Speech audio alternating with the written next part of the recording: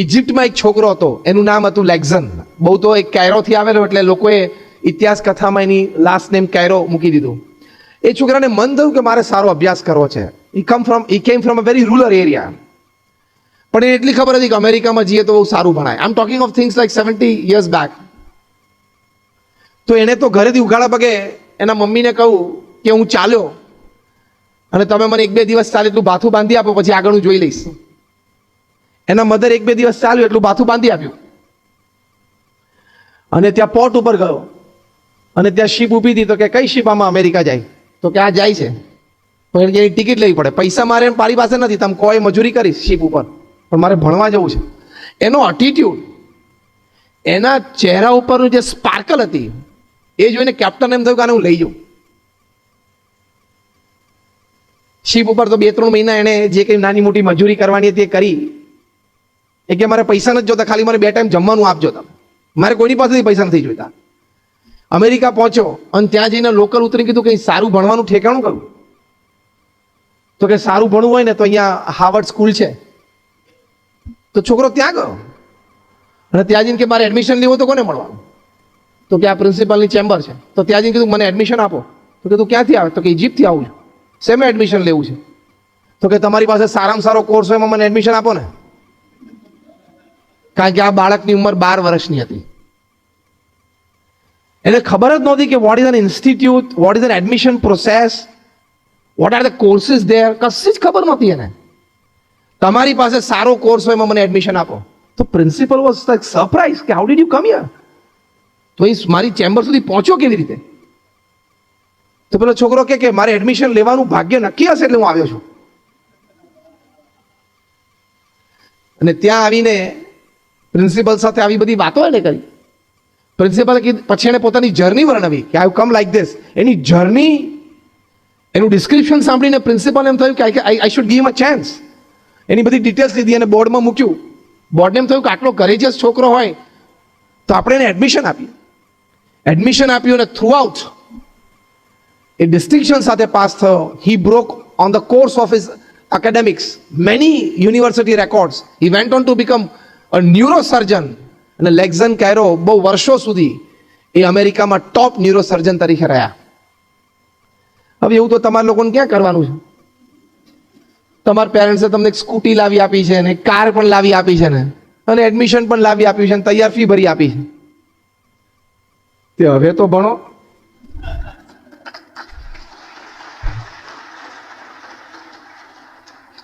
હવે તો એક્ઝામમાં પાસ થાવ.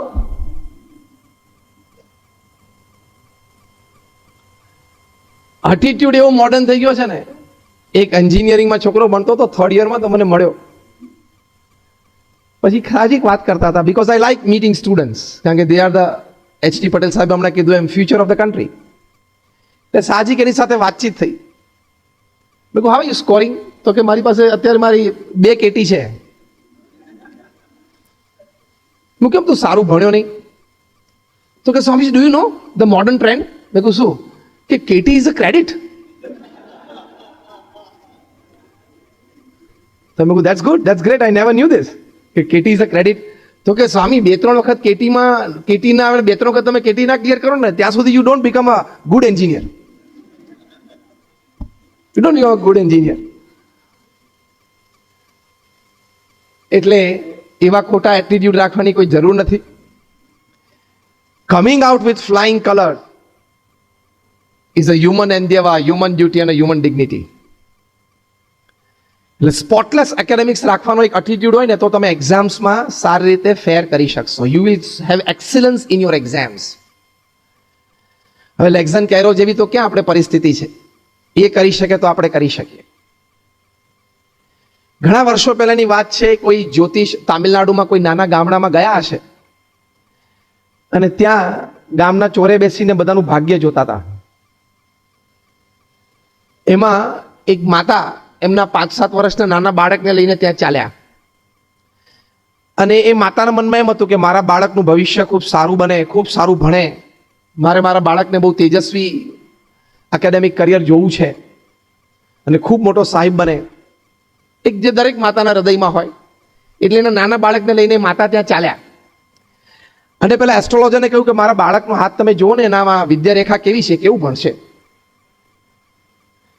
એટલે પેલા જ્યોતિષ હાથ જો ને કંઈક જોયું હશે વિદ્યારેખા, અને કહ્યું કે આ બાળકના ભાગ્યમાં સારો વિદ્યાભ્યાસ નથી. ત્યારે પેલા માતા તો બહુ મૂંઝાઈ ગયા. એને એમ થયું કે હો, મારું આ સ્વપ્ન તૂટી ગયું. 2-3 વખત એમને આગ્રહ કર્યો કે સાહેબ તમે બરોબર જુઓ. ત્યારે ફરી વખત એસ્ટ્રોલોજરે કહ્યું કે ભાઈ એને વિદ્યારેખા નથી. પેલા બાળકે પૂછ્યું કે કોઈને સારી વિદ્યારેખા હોય તો એ ક્યાં હોય? એટલે કંઈક પેલા એસ્ટ્રોલોજરે બતાવ્યું હશે આવું કંઈક છે એમ. પછી તો ઘરે આવ્યા. એની માતા તો ખૂબ રડ્યા કે મારો બાળક સારો અભ્યાસ નહીં કરી શકે.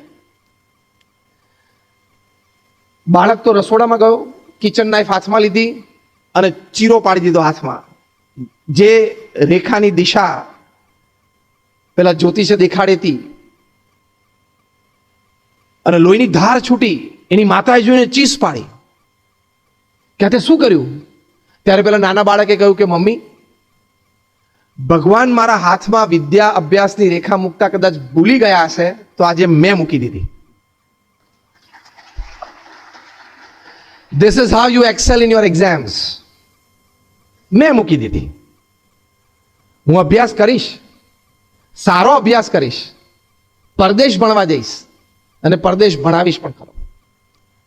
That little boy, he went to England for his studies. He became MA with English from Oxford University. Later on, he became visiting faculty at Oxford. And he also became the President of India. I'm talking of Dr. Sarvapalli Radhakrishnan. Excellence in academics, excellence in exams. તો આવા દ્રઢ મનોબળ સાથે તમે ચાલો તો શું ના કરી શકો. અને તમારી પાસે 2-3 સારી પ્રોફેશનલ ડિગ્રીઝ હોય તો યુ રૂલ ધ વર્લ્ડ. કેમ્પસમાં કંપનીઝ આવે ત્યારે આપણે શું કામ લાઈનમાં ઉભા રહીએ? એની ઓફિસે તો કોઈ દિવસ લાઈનમાં નહીં ઉભું રહેવાનું. કેમ્પસમાં શું કામ લાઈનમાં ઉભા રહીએ? They should come to you personally.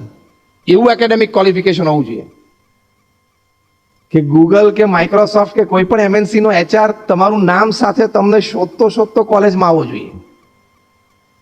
15,000ની નોકરી માટે એપ્લિકેશન તમે કરો અને પછી લાઈનમાં ઉભા રહો, 150મો નંબર હોય, 3.5 કલાક લાઈનમાં ઉભા રહો, પછી 12 જાહેરાત થાય, ચલો ભાઈ કેન્ડિડેટ સિલેક્ટ થઈ ગયો, બાકીના બધા ઘરે જાઓ. એવી લાઈનમાં શું ઉભું રહેવાનું? અત્યારે સોશિયલ મીડિયા ઉપર ટાઈમ કાઢશો, મિત્રો સાથે ફૂટપાથ ઉપર ઉભા રહીને ગપ્પા મારશો, કોલેજમાં બાઇક ઉપર શાંતિથી બેસીને જલસા કરશો ને, તે 15-20 હજારની નોકરીમાં લાઈનમાં જ ઉભું રહેવાનું છે. બહાર સહેલું નથી. અત્યારે તમે બધા ઇન્ક્યુબેશનમાં છો. પેલું નાનું બેબી જન્મે ને બિચારું પ્રોટીન વિટામિન રહિત હોય ને, એને બહુ એનર્જી ના હોય ને, પ્રીમેચ્યોર હોય ને, એટલે એને પેલા ગ્લાસ ક્યુબમાં રાખે, એટલે એનું બધું પોષણ કરે. એમ અત્યારે તમે બધા ઇન્ક્યુબેશન સ્ટેજમાં કહેવો, તમારા માતા પિતા તમારું બધું પોષણ કરે, પૈસા આપે ને, ફી ભરે ને, ટ્યુશનના પૈસા આપે ને બધું. ઇન્ક્યુબેશન સ્ટેજ મળી તમે બહાર આવશો ને રિયલ રોડ ઉપર, ત્યારે બહુ ચોખ્ખી દેશી ભાષામાં જે સમજાવે છે ને કે કેટલા 20-100 થાય ને, ધોળે દિવસે તાર આવી જશે. I know more than about 10 boys who have done their MBAs from renowned universities. Couple of them here in Vadodara who are working for 8,000 rupees and 10,000 rupees, and that too after sitting off without job for 6 to 8 months, 10 to 12 months after their graduation.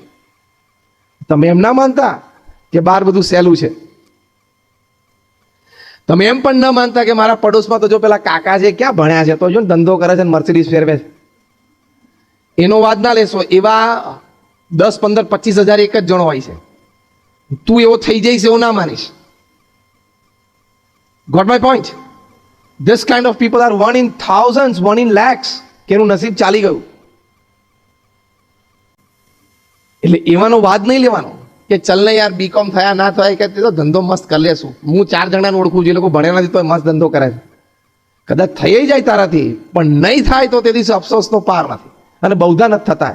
એ 99.99% ને નથી થતા, તો 0.01 કોક pass થઈ જાય છે એમાંથી. નસીબના જોરે ચાલી જાય છે. પણ આપણે જ આપણું કેલિબર એવું ડેવલપ ના કરીએ કે વાય શુડ યુ લે your future on your luck. Chance મળી જશે કંઈક ધંધાનો તો કરી લેશું. એવા ચાન્સ ઉપર શું કામ તમે ડિપેન્ડન્ટ રહો છો? તમારા પુરુષાર્થ ઉપર, તમારી તાકાત ઉપર તમે ડિપેન્ડન્ટ રહો ને. તમારા પુરુષાર્થ ઉપર તમે ડિપેન્ડન્ટ રહો. That is what the Prime Minister of India has taught us in the last few decades. Be dependent on your hard work. It's a very great story. હમણાં જ 15 મિનિટ પહેલા પ્રધાનમંત્રી શ્રીએ શપથ લીધા. That oath is oath of excellence in hard work, excellence in honesty. આપણે આપણા પુરુષાર્થ ઉપર જ જીવવાનો પ્રયત્ન કરવો જોઈએ. ચાન્સ ઉપર શું કામ જીવન મૂકી દેવું? You got my point? અને પુરુષાર્થ કર્યા પછી ચાન્સ ઓછો મળે ન મળે તો પણ તમને એક રે ઓફ સેટિસ્ફેક્શન રહેશે કે મેં મારો પુરુષાર્થ કરી લીધેલો. આઈ tried all excellences that were available to me for my academic qualifications, for my exams. પછી કદાચ રિઝલ્ટ ઓછું વધતું આવ્યું તો તમને એટલીસ્ટ ધરપત તો રહે કે ચલો મેં મારો પુરુષાર્થ કરી દીધેલો. હવે કદાચ ઓછું વધતું પરિણામ પ્રાપ્ત થયું તો I will try for the second time. પણ પુરુષાર્થ જ ના કર્યો હોય અને પછી ઓછું પરિણામ આવે ત્યારે તમે રોવો તો તમારી પાસે આશ્વાસનનું એક કિરણ પણ ના હોય ને. પેલામાં તો આશ્વાસનનું એક કિરણ હોય કે મેં પુરુષાર્થ કર્યો તો. So excellence in exams, in short, excellence in academic career, excellence in your academic course is your dignity. અને ભણેલો વ્યક્તિ હોય અને from academics, common senses, knowledge, wisdom એ બધું ધીમે ધીમે એક્સપિરિયન્સથી સ્પ્રાઉટ આઉટ થાય. You stand out. 10, 15, 25 માણસોની વચ્ચે એક આવો સારો ભણેલો બુદ્ધિશાળી કલ્ચર્ડ વાઇઝ મેન ઉભા હોય ને એ જુદા તરી આવે. ઈ stands out from the crowd. તો એક્સિલન્સ ઇન એકેડેમિક કોર્સીસ માટે હંમેશા પ્રયત્ન કરો. તમે MBA થઈ જાઓ, CA થઈ જાઓ, CS થઈ જાવ, 3-4 ડિગ્રી ભલે ને 24 વર્ષ સુધી ભણવું પડે, ભણી લેવાનું. પછી people will want you, people will come to you, companies have to come to you. અને તમે કેવી પોઝિશન ઉપર બેસો, કઈ કક્ષાએ તમે જાઓ, એ તમારી કલ્પનાની બહારની વાત છે. If you decide for excellence in academic courses in your academia, in your exams, to score the best and at being at the top. પૃથ્વી પર એવા માણસો છે જેનો 5 કરોડ પગાર છે, વર્ષે 10 કરોડ છે, 25 કરોડ છે, 50 કરોડ છે, 100 કરોડ છે. તમે ગૂગલ પર જઈને નામ નાખજો, જ્યોર્જ એલિસન, ઓરેકલ કંપનીના CEO છે જે સોફ્ટવેર બનાવે છે. Since last 5 years on an average, his annual pay is $200 to $250 million. એનો વાર્ષિક પગાર $200 million છે. તમે જોજો, હું તમને નામ આપું છું, ઓરેકલ અને જ્યોર્જ એલિસન. આ ખબર પડ્યું કયો આંકડો બોલ્યો? What is $200 million? $1 million is 7 crore rupees. જો ડોલરનો અત્યારે તમે રાઉન્ડ ફિગર આપણે લઈએ કેલ્ક્યુલેશન માટે 70 રૂપિયા. $1 million ને 7 કરોડ રૂપિયા થયા. $200 million ને 1400 કરોડનો પગાર થયો. 1400 crore rupees per annum is his salary, his pay. એટલે 12 મહિનાના 1400 કરોડ. એટલે દર મહિનાના 125 કરોડ રાઉન્ડ ફિગર લઈએ છીએ આપણે. રોજના 4.5 કરોડનો પગાર. તું વડોદરાની કોઈ પણ કોલેજમાંથી MBA થઈ છે, તારી જિંદગીમાં આટલું નહીં કમાતું. What is 4.5 crores? You know, that is his per day income, salary. મારે તમને એટલું જ કહેવું છે કે તમે પણ એ કક્ષા સુધી પહોંચી શકો છો if you decide for excellence in your academic courses and exams. If you decide, you can. જે આપણે બોલ્યા ને, if I decide, I can. કારણ કે જ્યોર્જ એલિસન 7મા ધોરણ સુધી ભણ્યા ત્યાં સુધી એમના પગમાં પહેરવાના ચંપલ નહોતા, કારણ કે બહુ ગરીબ કુટુંબમાં ઉછરેલા. બહુ સામાન્ય ગામડાની સ્કૂલમાં એને પ્રાઇમરી એજ્યુકેશન મળ્યું. એના કરતાં તો તમે બધા અને આપણે બધા ભાગ્યશાળી છીએ ને. આપણને પ્રાઇમરી એજ્યુકેશન તો જ્યોર્જ એલિસન કરતાં તો સારી સ્કૂલ અને સારી જગ્યાએ મળ્યું છે ને. Yes or no? તો પછી now the onus lies on your shoulders. You have to decide. As simple as that. આ તો મેં તમને આ એક પ્રસંગ કીધો. આવા ઘણા બધા લોકો છે who strived for excellence in their academics, strived for excellence in their exams. They scaled unbelievable heights beyond imagination. એટલે અહીંયા બેઠા છો તમે બધા સંકલ્પ કરો કે મારે પણ આ કક્ષા સુધી પહોંચવું છે. સંકલ્પ કરો ને રોજ સવારે ઉઠીને ભગવાનને યાદ કરીને પ્રાર્થના કરીને આ સંકલ્પ 10 વખત ને 25 વખત બોલવાનો. સીધા એનર્જી બૂસ્ટ. આપણા પ્રધાનમંત્રી શ્રી નરેન્દ્રભાઈ મોદી નાના હતા ત્યારથી રોજ સવારે ઉઠીને આકાશ જોવે અને તારાઓ જોવે. અહીં બેઠેલા કદાચ 90% તો સવારના આકાશના તારા જોયા જ નહીં હોય. સવારે સૂર્યોદય પહેલા આકાશમાં તારા હોય એ તમને ખબર છે?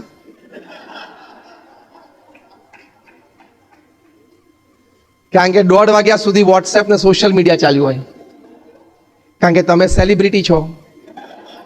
તમારું ઇન્સ્ટાગ્રામ ઉપર 2.5 મિલિયન ફોલોઅર્સ છે. તમે ટ્વીટ કરો એ લાખો લોકો વાંચે છે. તમે એવા મોટા સેલિબ્રિટી છો ને તમારે રાત્રે 1:30 વાગ્યા સુધી ઓનલાઈન રહેવું જ પડે. મરી જઈશ.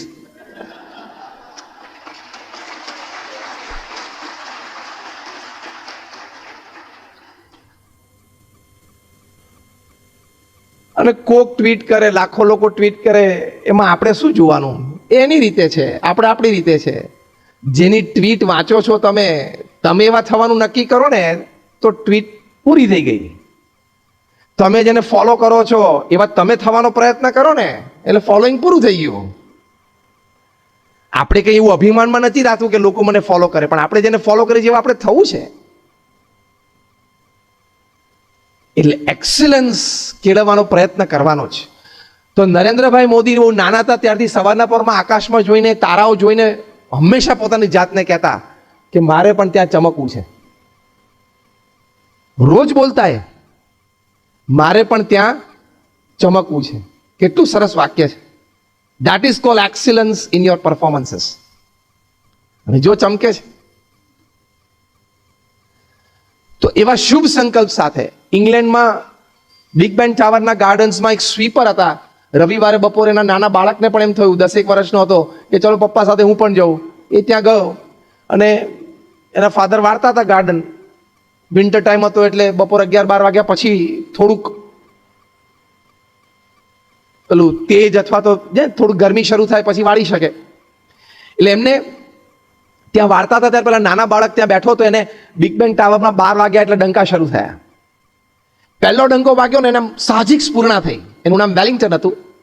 એને એવું બોલ્યા સાહજિક કે Wellington will become the mayor of London. બીજી વાર બેંગ વાગ્યો ને Wellington will become the mayor of London. એમ 12 વખત ડંકા વાગ્યા અને 12 વખત એ નાનો બાળક બોલ્યો કે Wellington will become the mayor of London. And really at the age of 22 Wellington became the mayor of London.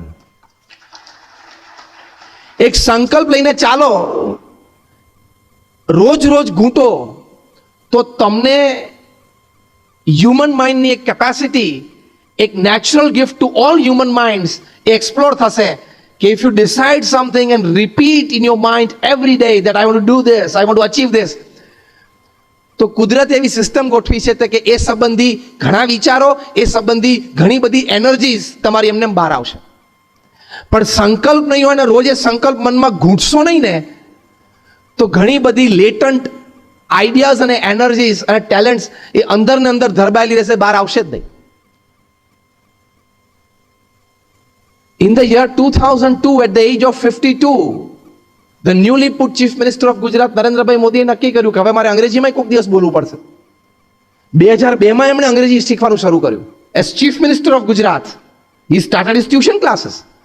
જે એમને ભણાવતા હતા એ પરિવારને હું ખૂબ સારી રીતે ઓળખું છું, કારણ કે BAPS સંસ્થા સાથે સંકળાયેલો પરિવાર છે. રોજ સવારે 7 થી 8:15 સવા કલાકે ઇંગ્લિશ ભણતા. અને આજે આપણે જાણીએ છીએ ઘણું સારું અંગ્રેજી પ્રવચન કરી શકે છે અને ઘણું સારું બોલી શકે છે. 52 વર્ષે એક ભાષા શીખવી અને એ પણ રાજ્યના મુખ્યમંત્રીની જવાબદારી સાથે. તો તું તો 18 વર્ષે નવરો જ છું, તારે ક્યાં બીજું કઈ કામ છે?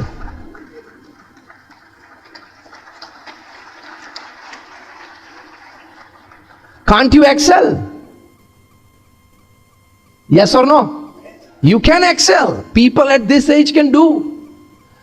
તમને આશ્ચર્ય થશે, મારી પાસે ટાઈમ્સ ઓફ ઇન્ડિયાનું કટિંગ પણ છે, લગભગ 8-10 મહિના પહેલાની ઘટના છે.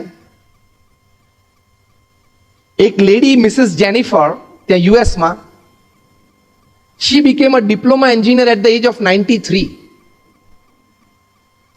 નાનપણથી એનું એક સ્વપ્ન હતું કે મારે એન્જિનિયર થવું, પણ રૂરલ એરિયામાં ઉછર્યા હશે, બીજી બધી ફાર્મિંગની જવાબદારી હતી, ખેડૂત પરિવારમાં જન્મ થયેલો એટલે, અને જીવનકાળ દરમિયાન પછી બધી સાંસારિક જવાબદારીઓ આવી ઇત્યાદિકમાં એમનું આ સ્વપ્ન પૂરું ના થયું. પણ એમના મનમાં હતું. She joined at the age of 90 as an external student. She became diploma engineer at the age of 93. Unfortunately, convocation day ના બીજા જ દિવસે એમનું હાર્ટ એટેકથી મૃત્યુ થયું. પણ એમને એમનું એક સ્વપ્ન 93 વર્ષે પણ પૂરું કર્યું. ત્યારે તું હજી એનાથી અડધાનો અડધો છું ઉંમરમાં. હા, અડધાનો અડધો છું. You can do. એટલે એક્સિલન્સ ઇન એક્ઝામ્સ માટે આ 3 મુદ્દા મેં તમને સમજાવ્યા. પહેલો મુદ્દો એ સમજાવ્યો કે પ્રચંડ પુરુષાર્થ, 10-12 કલાક ભણવામાંથી કોઈ દિવસ નિરાશ ના થતા, આળસતા નહીં, તો તમારું ફ્યુચર ઇઝ વેરી બ્રાઇટ. બીજો મુદ્દો મેં તમને સમજાવ્યો કે અભિગમ હંમેશા રાખજો કે this is a very serious part of my life, અને સારી રીતે ભણજો. અને ત્રીજી વાત આ કરી, સંકલ્પ દ્રઢ રાખજો. એ સંકલ્પ રોજ ઘૂંટજો. I want to do it, I can do it, I will do it, રોજ કહેવાનું. થઈ શકે. તો આવી રીતે you can have excellence in your academics and excellence in your exams. અને એક્ઝામ્સના પરફોર્મન્સ માટે ખૂબ ઘણી બધી વાતો છે, પણ ટૂંકમાં એક નાની વાત એટલી કરવાની કે success and failure are part of it. તમારે તો સારું સ્કોર કરવું હતું, પણ તમે જે વાંચવામાં અને પ્રિપેરેશનમાં ઓપ્શનમાં છોડ્યું ને એ જ પૂછી ગયું, એટલે પ્રોબ્લેમ. તમે જાતે જજમેન્ટ લઈ લીધું કે આ છેલ્લા 5 વર્ષના પેપરમાં છે ને આ પૂછાણું જ નથી, એટલે હવે નહીં પૂછાય, તો એ જ પૂછાણું 20 માર્કનું 100 માંથી. એટલે એક્ઝામ્સ આર પાર્ટ ઓફ, એટલે failures and successes are part of exams. તો એકાદ એક્ઝામ પેપર અથવા તો એકાદ એક્ઝામ ડલ ગઈ, ઓછી ગઈ, તો હતાશ ના થવું, નિરાશ ના થવું. જીવનના છેલ્લા શ્વાસ સુધી સક્સેસ એન્ડ ફેલિયર્સ કમ ઓલ્ટરનેટિવલી. આખા પ્રવચનમાં તમને બીજી કોઈ વાત યાદ ના રહે તો આ એક વાત યાદ રાખજો કે success and failures will alternatively again come in your life. આવશે જ. લડી લેવાનું, હિંમત રાખવાની, સવાર ઉઠીને ચાલવા માંડવાનું, થશે. With hope, with aspirations, with all the strength and all the resources that you have, keep moving. એ તો જીવન છે. That is how now is the bridge from exams to excellence. Exams to excellence એટલે શું? Chapter 1 is excellence in your exams, and exams to excellence એટલે by your exams, by your qualifications, by your academic achievements, by your experiences, you live an excellent professional life, you live an excellent personal life, you live an excellent family life, you live an excellent social life.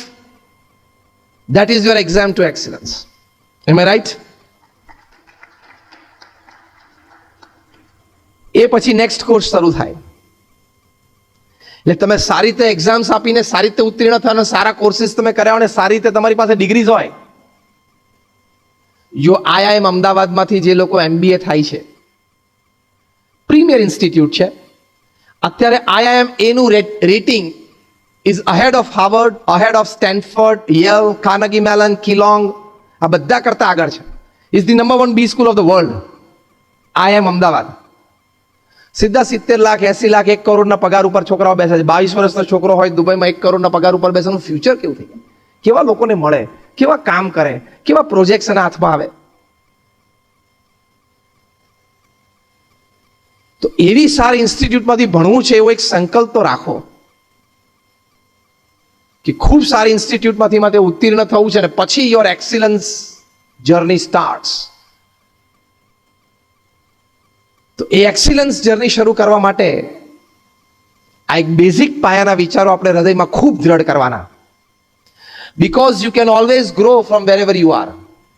તમે અહીંયા બેઠા છો, કોકને 45%, કોકને 50%, કોકને 70, 80 ને 90% પણ હશે. પણ wherever you are today, tomorrow you can improve. Do you believe this? Wherever you are today, one step ahead, tomorrow you definitely can improve. Move one step ahead. ભગવાને મનુષ્યના શક્તિ આપી છે. જ્યારે એડમંડ હિલેરીએ પહેલી વખત ટ્રાય કરો એવરેસ્ટ સર કરવાનો, ત્યારે ન કરી શક્યા, પાછું આવવું પડ્યું. પણ પાછા નીચે બેઝ કેમ્પમાં આવીને એમણે સરસ વાત કરી. એમને એવરેસ્ટ સામે જોઈને એવરેસ્ટને ચેલેન્જ આપી કે I will come again, I will scale, I will stand on top of you, because હવે જે વાક્ય બોલ્યા છે ને અદ્ભુત બોલ્યા છે. It is written down in golden letters in history. Edmund Hillary બોલેલા, because as a mountain you cannot grow, as a human being I can.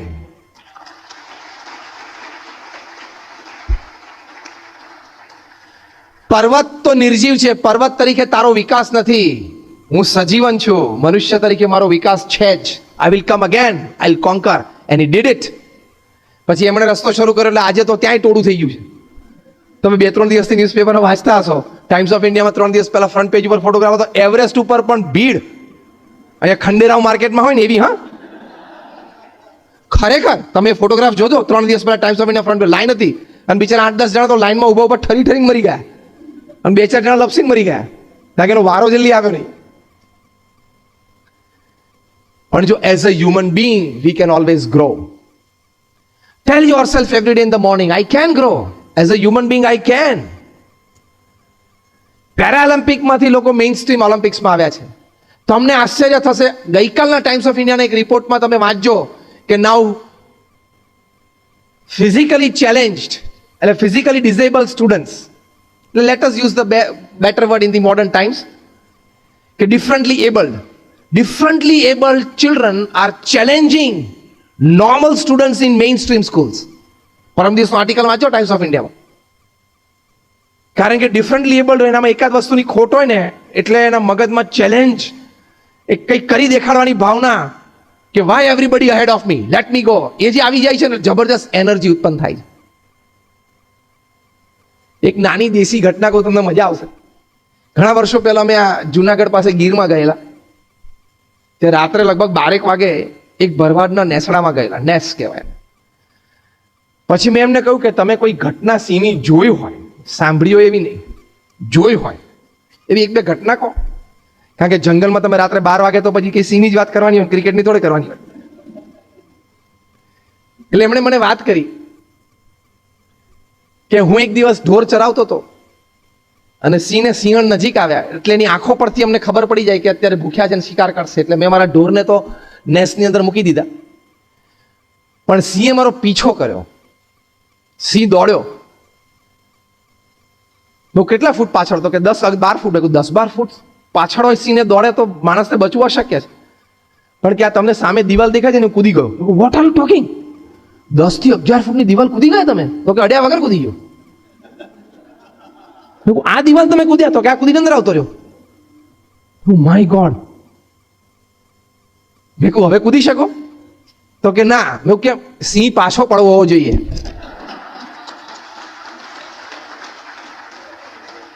સિંહ જો પાછળ પડે ને તો કૂદી જવું.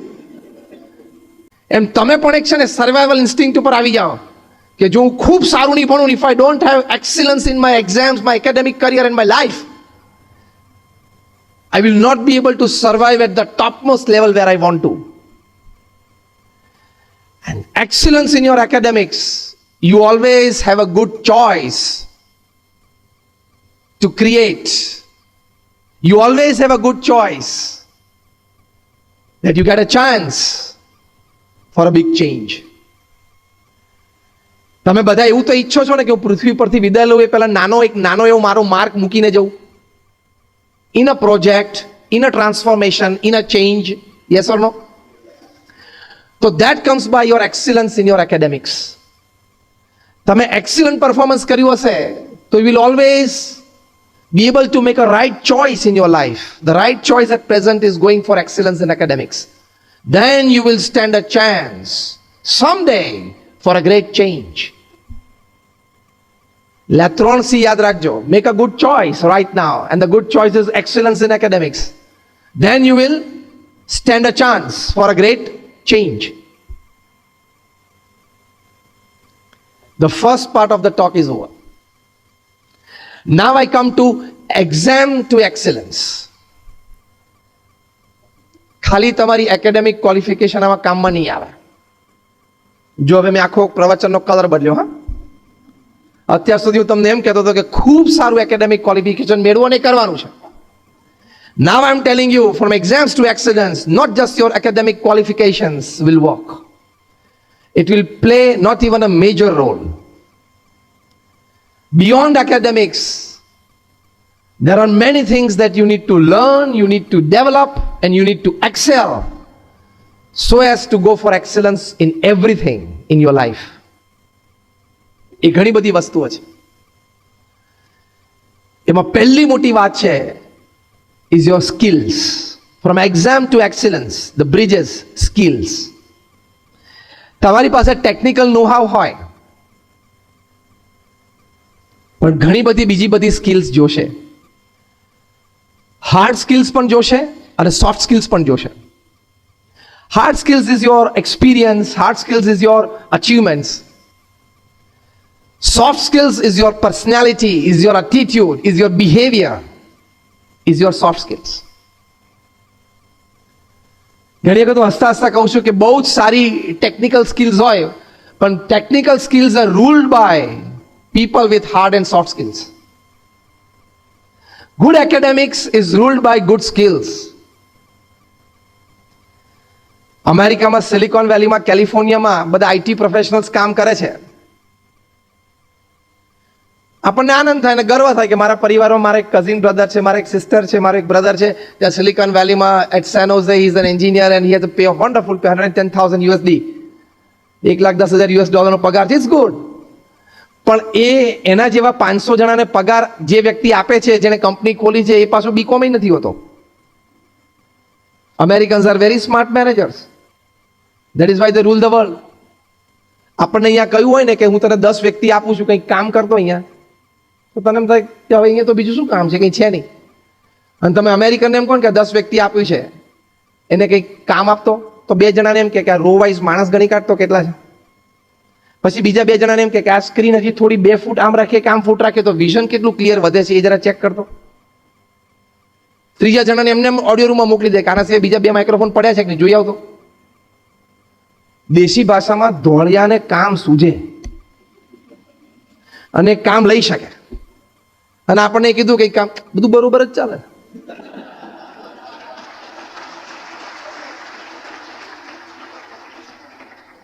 પછી એક્સિલન્સ ક્યાંથી આવે? They are masters at certain type of skills. Pramukh Swami મહારાજ જે બીએપીએસ સંપ્રદાયમાં આ સંસ્થાના, જે સંસ્થામાંથી હું આવું છું, એના સર્વે 65 વર્ષ સુધી he was the president. He had very less formal education. He was just 5th standard pass. પણ એમની પાસે જે હાર્ડ સ્કિલ્સ અને સોફ્ટ સ્કિલ્સ હતી ને, that is why we educated 1300 youngsters took Diksha at his hands. That is why he could grow the organization to this level. Comparatively, it is easy to grow a corporate than an NGO of this class. હું જે સંસ્થામાંથી આવું છું, BAPS Swaminarayan સંસ્થા is one of the largest organizations in the world. દુનિયાની પ્રથમ 10 સંસ્થામાંની એક સંસ્થા છે. તમે અટલાદરામાં મોટું મંદિર જોયું હશે. Just raise your hands, yes or no? હા, બધા ત્યાંથી રોડ ઉપરથી પાસે. That is 75 year old. Next year we are celebrating the platinum year of it. એની એન્સિલરી કેટલું બધું છે. સામે તમને 100 બેડની મલ્ટી સ્પેશિયાલિટી હોસ્પિટલ જોવા મળશે. ચેરિટી હોસ્પિટલ્સમાં, ચેરિટી બેઝ હોસ્પિટલ્સમાં વડોદરાની એ બેસ્ટ હોસ્પિટલ છે. અંદર તમે જાઓ તો infrastructure from cleanliness to services is international class. એની બાજુમાં અમારી હોસ્ટેલ છે જ્યાં 200 વિદ્યાર્થીઓ ફાર્મસી, એન્જિનિયરિંગ, મેડિસિનના બધા રહે છે. એની પાછળ મોટું ઓપન ગ્રાઉન્ડ છે જ્યાં હવે 13,000 સિટિંગ કેપેસિટીનું ઓડિટોરિયમનું કન્સ્ટ્રક્શન શરૂ થશે. ત્યાં સામેના કેમ્પસમાં 8 સ્ટોરી બિલ્ડિંગ છે જ્યાં about more than 76 AC attach rooms છે, લોજિંગ બોર્ડિંગ ફેસિલિટીઝ. આગળ પછી અમારી આયુર્વેદ અને હોમિયોપેથી કેર માટે હોસ્પિટલ છે, નિરામય હેલ્થ સેન્ટર. એની આગળ તમે જાઓ એટલે 1200 સ્ટુડન્ટ્સની રેસિડેન્શિયલ ઇંગ્લિશ અને ગુજરાતી મીડિયમ સ્કૂલ છે. અટલાદરા ગામમાં મંદિરની પાછળ જાતો ત્યાં પણ એક સ્કૂલ પ્રાઇમરી છે. એટલે આવા એન્સિલરી બીજા 7 યુનિટ છે along with the main campus. આવા નાના મોટા 1300 કેમ્પસીસ પ્રમુખ સ્વામી મહારાજે સિંગલ હેન્ડેડલી ઊભા કર્યા. 1300 હા, અને સક્સેસફુલી એડમિનિસ્ટર કર્યા. 5 ધોરણ ભણેલા હતા, પણ એમની હાર્ડ સ્કિલ્સ અને soft skills, I talk of something about it, જબરજસ્ત હતી. More than 70 hospitals, hostel, schools અને કોલેજીસ એકલા હાથે એમણે ઊભી કરી અને સફળ સંચાલન કર્યું. Is not a joke, is not an easy attempt, it's a very big achievement. દુનિયાના 18,000 ગામડાઓમાં 60 દેશોમાં જાતે ફર્યા. He uplifted people in all walks of life. Tremendous hard work. પણ એમનામાં એક બહુ જ મોટી સોફ્ટ સ્કિલ હતી, જ્યાં ત્રણેય વસ્તુ, personality, behaviour and attitude, this 3 make your soft skills. માણસને ઓળખવા, માણસો જોડે સંબંધો રાખવા, કઈ વ્યક્તિને કયા કામમાં જોડવી, કઈ વ્યક્તિ પાસેથી કયું કામ લેવું, એમાં પ્રમુખ સ્વામી મહારાજ બહુ માહેર હતા. Above your technical and academic qualifications that you have already excelled in and you need to excel, you will need these soft skills for your excellence from your academic careers on the course ahead. Le exams to excellence ma, the first important bridge is your skills. મેં કહ્યું એમ silicon વેલીમાં બધા પગાર આપનારા જે છે બધા બહુ સામાન્ય ભણેલા છે, પણ એ લોકોને ભણેલા વ્યક્તિઓનો ઉપયોગ કરતા સારી રીતે આવડે છે. હું હસતા હસતા ઘણી વખત વાત કરું છું કે 12મા ધોરણમાં 90% આવે ને એ એન્જિનિયરિંગ અને મેડિસિનમાં જાય અને એન્જિનિયર અને ડોક્ટર બને. 15% ઓછા આવે ને, એટલે કે 75% આવે ને, એ કોમર્સ ફિલ્ડમાં જાય, કંપની ખોલે અને આ બંને જણાને નોકરીએ રાખે.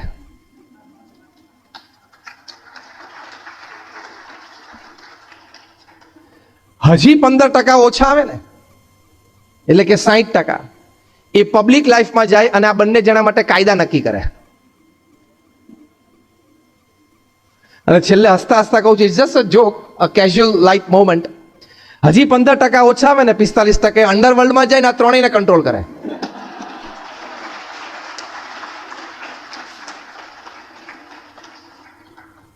તમે તાલીઓ પાડીને રાજી થઈને 45-60 ની કેટેગરીમાં આવવાનો પ્રયત્ન ના કરતા. Just a lighter word.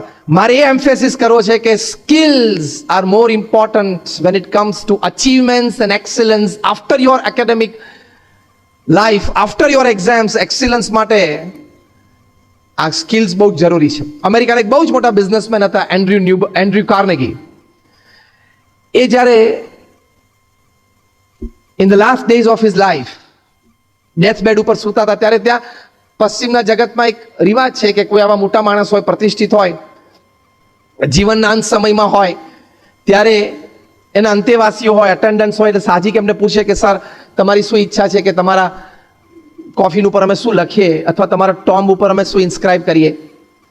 ત્યારે એન્ડ્રુ કાર્નેગીએ કહ્યું કે તમે એવું લખજો મારા ટોમ્બ ઉપર કે here lies a man who during his lifetime employed and paid to people who were more intelligent than him.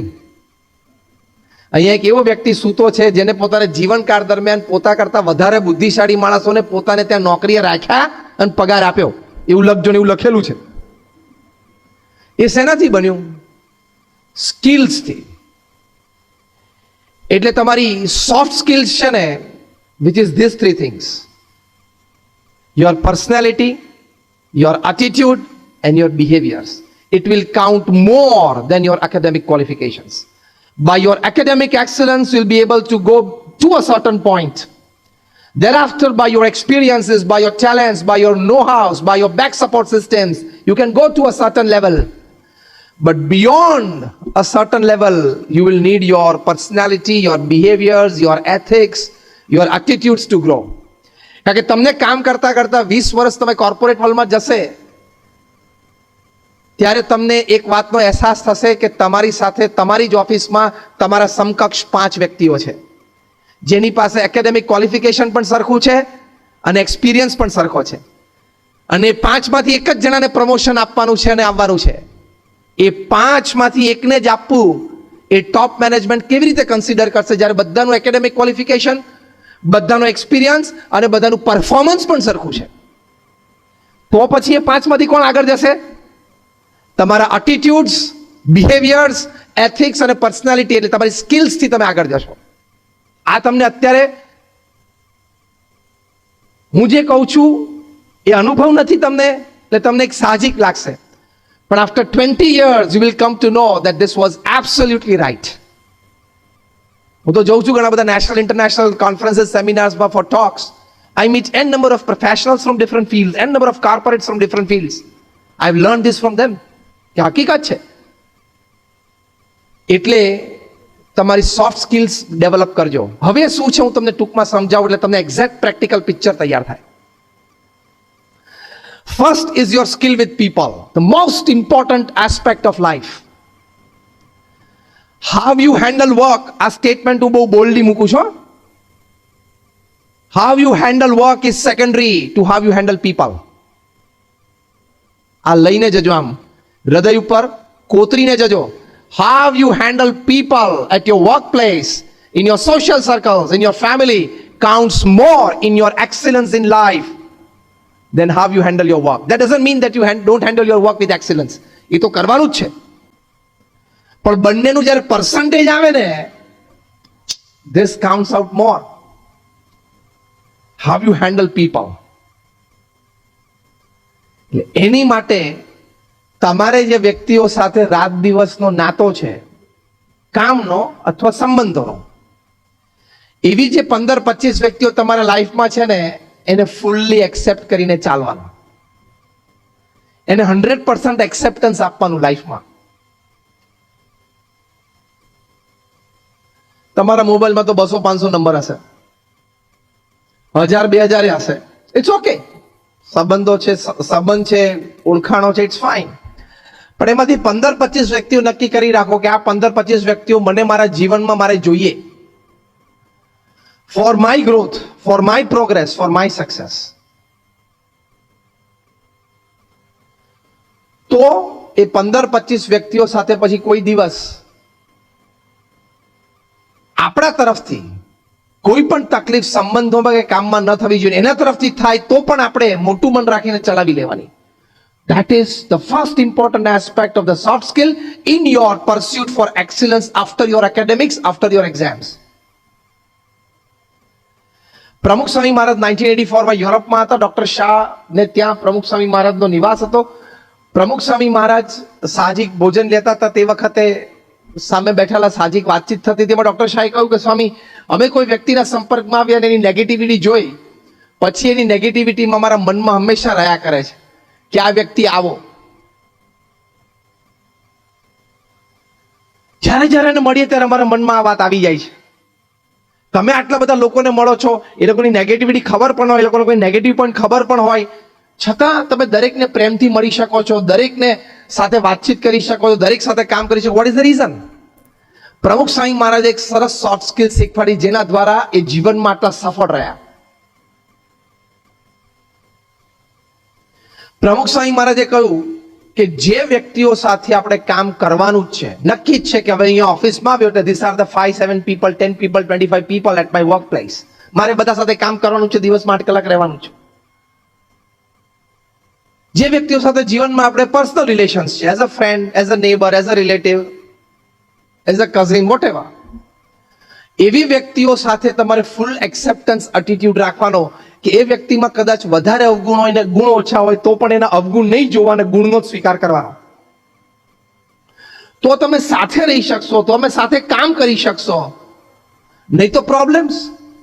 જેની સાથે તમારે 8 કલાક કાઢવાના જ છે, નક્કી જ થયું છે, તમે ત્યાં જોબ લીધી જ છે ને 8 કલાક કાઢવાના જ છે, પછી તમે તમારા ડેસ્ક ઉપર બેઠા બેઠા કહો કે આ પેલો આવો, પેલો આવો, પેલો આવો, તો તમને એની સાથે કામ કરવામાં મજા નહીં આવે, અને મજા નહીં આવે એટલે સારા આઈડિયાઝ પણ ક્રિએટ નહીં થાય અને પરફોર્મન્સ ઉપર પણ ઇફેક્ટ આવશે. This is a 100% reality. એને એક્સેપ્ટ કરે ભાઈ હવે એને જુઠ્ઠું બોલવાની આદત છે અને ખોટું રિપોર્ટિંગ બોસ નહીં કરે છે, મારે આ બે વસ્તુથી એનામાં ધ્યાન રાખવાની છે, બાકી મારી સાથે જે કામ કરવાનું છે, એક્સેલન્ટ પરફોર્મન્સ મારે આપવાનું છે, તો હું આવી રીતે કામ કરીશ. એને નેગેટિવ્સ જાણીએ એનો વાંધો નહીં, પણ don't allow the negatives of the person you are associated with to come on the fore, to come in the front and take control of your behaviours with him. આ અગત્યનું છે. અમને 1200 જણાને પ્રમુખ સાહેબ મારે દીક્ષા આપી. The range is from an ordinary આદિવાસી youth to a Harvard double graduate. બહુ મોટી રેન્જ છે, પણ અમે પ્રમુખ સ્વામી મહારાજને અમારા 1200 સાથે બધા સાથે ફાવે, બધા સાથે કામ કરી શકે. એ એમની વર્કિંગ રેન્જ કેવી કહેવાય? તમને ચપરાસી જોડે પણ કામ કરતા આવડવું જોઈએ અને સીઈઓ સાથે પણ કામ કરાવવું જોઈએ. એ skills which is called relationship skills, soft સ્કિલ્સમાં પહેલી આ છે. That will be the path to excellence after your exams. અમે 1200 સંતો છે, એમાંથી 750 થી પણ વધારે સંતો graduates, post graduates, chartered accountants, doctors, engineers છે. એમાંથી 150 થી પણ વધારે સંતો બોર્ન અમેરિકન અને બ્રિટિશ સિટીઝન છે. અમારા 50 થી પણ વધારે સંતો they have studied in Harvard, Stanford, Carnegie melon, Yale એવી ઇન્સ્ટિટ્યૂટ્સમાંથી ભણ્યા છે, ડબલ MBAs થયા છે. અમારા ઘણા બધા સંતો 22-25 વર્ષની ઉંમરે લાખ, 1.5 લાખ, $2 લાખ સેલેરી છોડીને સંત થયા છે. અને એવા પણ સંતો છે જે 2 ચોપડી ભણેલા છે અને આદિવાસી વિસ્તારમાં મોટા થયા, એવા પણ સંતો છે. આ તો મેં તમને હસતા હસતા એટલા માટે વાત કરી, આ બધા સંતોના બેકગ્રાઉન્ડ એજ્યુકેશન, તમને એમ ના થાય કે નહીં ફાવ્યું હોય, નહીં જામ્યું એટલે અહીં આવી ગયા.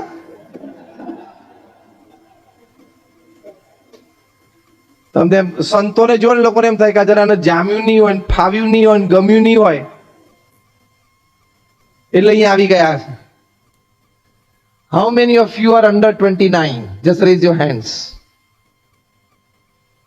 98% of you sitting in the audience are under 29. Yes?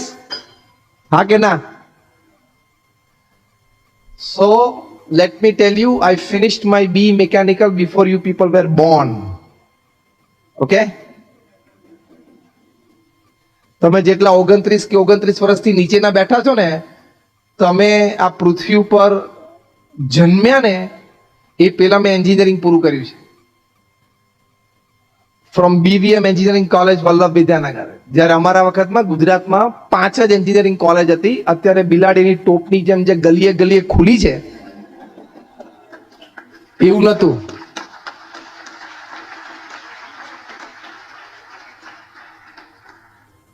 એટલે અત્યારે તમને જે 48%, 52%, 55% તમને એન્જિનિયરિંગમાં એડમિશન મળે છે ને એવું નતું.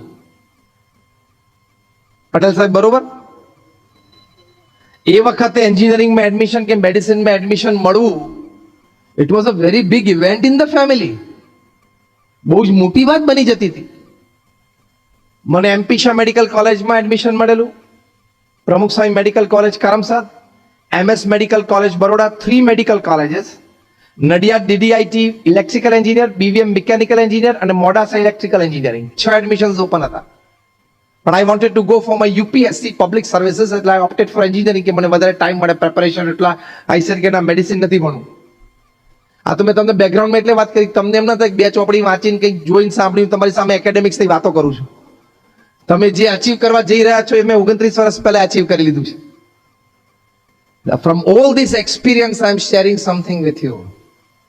I have traveled to 30 countries of the world, 200 cities, and perhaps this is my more than 10,000th talk to the public.